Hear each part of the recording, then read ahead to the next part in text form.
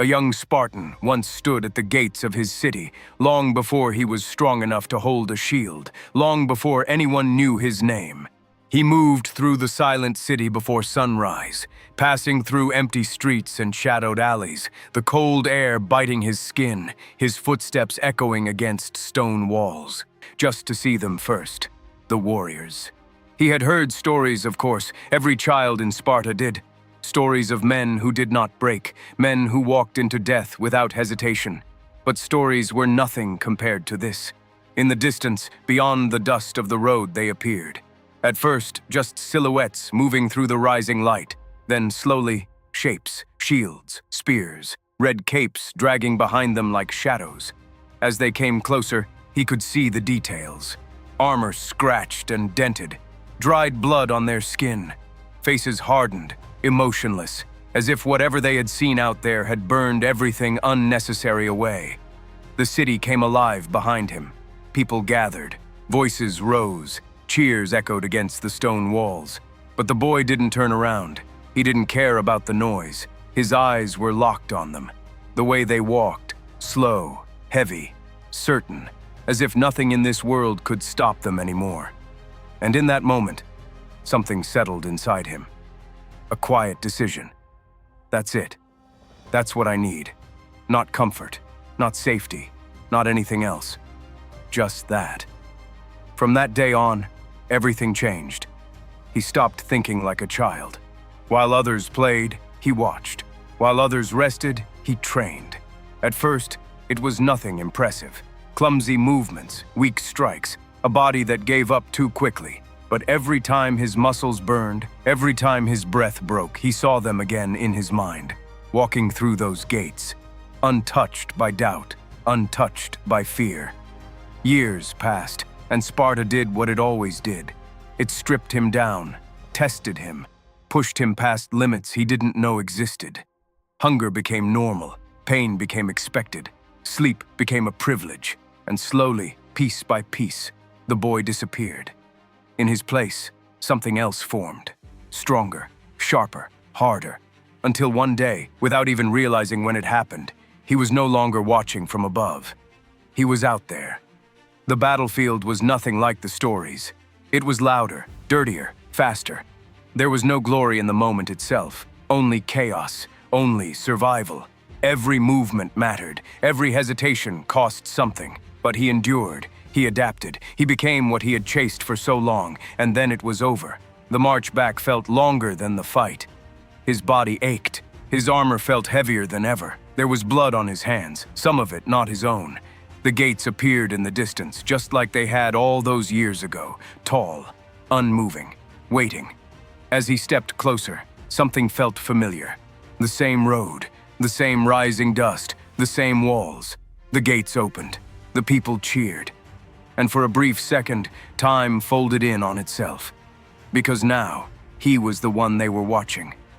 He walked through slowly, just like they had, trying to carry himself the same way, trying to feel what he had imagined all those years.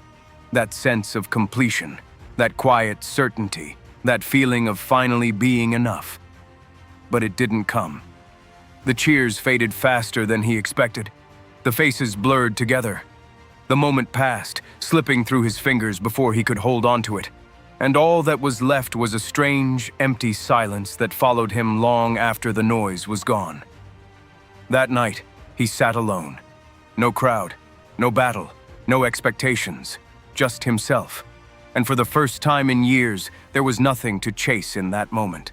No next fight, no immediate goal, just stillness. And in that stillness, something became clear. Those warriors he had once admired, the ones he believed had everything, had never reached the end either. They were never complete. They were just further along the same path. Because no matter what you achieve, no matter how much you endure, how strong you become, the mind always finds something else. One more victory, one more test, one more step. And then you'll finally feel it. But you don't.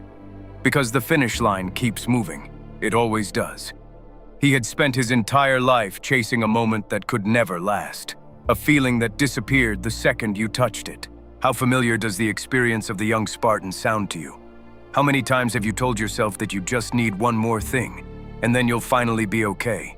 And when you got it, did it actually last? Or did your mind just move on to the next thing? Like it always does. How many times have you told yourself that? I need this money, and then everything will be fine. I need that job, and then everything will be fine. I need this person to forgive me, and then everything will be fine. I need that one thing, and then I'll finally feel okay. What's interesting is, there's only one thing all of these have in common, because it's never actually the thing. We become so convinced that if we had that money, we'd be fine, or that job, we'd be fine, or that food, that drink, that moment, then we'd finally be okay. But the truth is, it's us. We are the common thread in all of it. We are the ones who decide when we're allowed to feel okay. We give ourselves permission to feel safe, to feel complete. Only once we believe we've reached something. Once we tell ourselves everything is okay, then suddenly everything feels okay. But somewhere along the way, we created a rule that the only way everything can be okay is if we have that thing. If I have the money, then I'm okay. If I have the result, then I'm okay. If I have what I'm chasing, then I'm finally okay. But do you see it? It's you. You're the deciding factor. You're the one who says yes or no. You're the one who decides whether you're okay or not. And there's actually a lot of freedom in that. I know it sounds simple, but it's not a small thing. Because most people are running their entire life on this pattern, constantly choosing that they need something before they're allowed to feel okay. And the truth is, you never really needed that thing in the first place. Now yes, there are real needs in life. Money, responsibilities, things that matter, but it's not the thing itself. It's the belief that you're not okay without it. That's what keeps you stuck.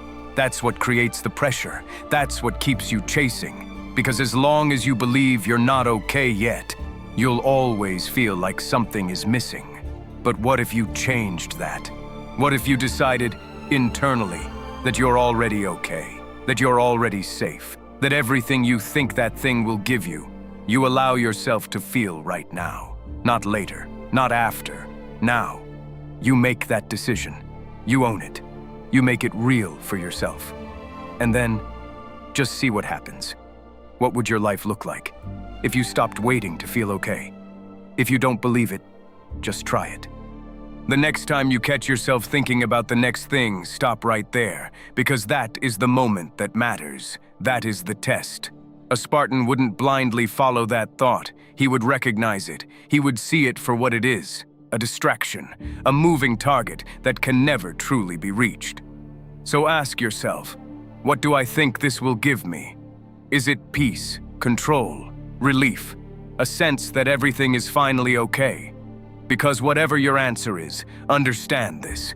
It was never inside that thing. It was always something you were going to allow yourself to feel after you got it. And if that's true, then there is nothing stopping you from allowing that feeling now. Take a breath. Slow everything down. Feel your body. Let go of the tension you've been carrying. And make a decision. Not later, not when everything lines up, but right here. Decide that you are okay, even without it. Because the moment you stop chasing that feeling, the moment you stop telling yourself that you need something outside of you to finally be enough, is the moment you take your power back.